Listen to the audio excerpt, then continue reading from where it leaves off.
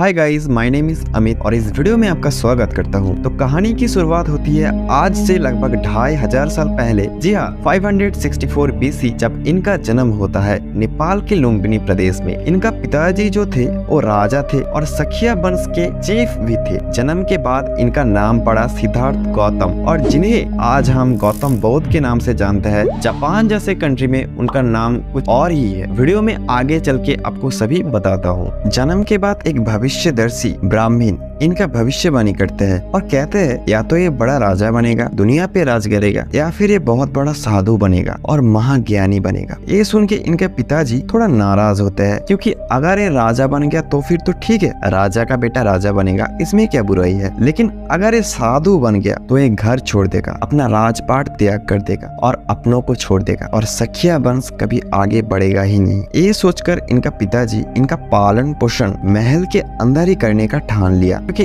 अगर ये महल के बाहर कभी दुनिया देखेगा ही नहीं तो बाहर जगत के लिए इसके मन में वो काइंडनेस कभी आएगा ही नहीं, और इसलिए वैराग्य जैसा कोई चीज इनके मन में कभी आएगा ही नहीं। लेकिन होनी को कौन टाल सकता है। योजना के हिसाब से सिद्धार्थ का पालन पोषण महल के अंदर ही शुरू किया जाता है। वो कहते हैं ना, सोने के चम्मच मुंह में लेके जन्म लेना, ऐसा ही सीन था गौतम बुद्ध के साथ। सभी रॉयल फैसिलिटीज के साथ साथ बहुत सारा अस्त्र की शिक्षा भी इनको दिया जाता था, जैसे तलवार चलाना, तीर चलाना एक्सेट्रा। और इनका शादी यशोधरा से कर दिया जाता है और उनके साथ इनका एक बेटा भी पैदा होता है, का नाम है राहुला। महल के अंदर ये अपना जिंदगी बड़े शांत से बिता रहे थे, लेकिन एक दिन आया वो दिन जिस दिन इनके जिंदगी में ऐसा टर्न आया कि इनकी पूरी जिंदगी बदल जाता है। उस दिन रात को इनका पिताजी महल में प्रेजेंट नहीं थे, तो ये रथ के सारथी से बोलते हैं कि मुझे बाहर घुमा के ले आओ। अब राजकुमार है, उनका ऑर्डर तो मानना ही पड़ेगा। तो सारथी इनको लेके बाहर चले जाते हैं। तो घूमते घूमते ये देखते हैं एक आदमी है जो लाठी के सहारे चल रहा है। तो ये सारथी से पूछता है कि